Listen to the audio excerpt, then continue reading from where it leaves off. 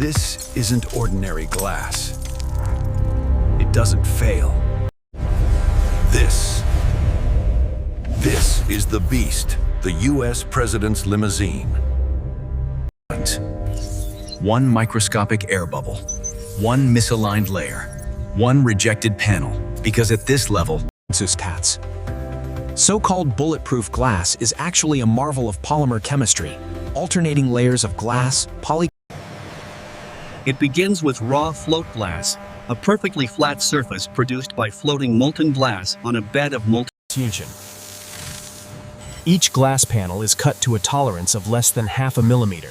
For the presidential limousine, the secret weapon inside every panel is polycarbonate, a thermoplastic 250 times stronger than glass alone. this is the autoclave, a $2 million pressure chamber that fuses every glass and polycarbonate layer into a single, inseparable unit. Before entering the autoclave, every laminate is vacuum sealed to eliminate every last air pocket. Presidential glass typically uses 5 or more alternating layers. Glass to absorb, polycarbonate to... Every finished panel passes through a UV light tunnel inspection, where defects invisible to the naked eye fluoresce. A standard automotive windshield weighs 25 pounds. The presidential windshield? Nearly 500. Any glass reaches the presidential... It must achieve UL Level 8 certification.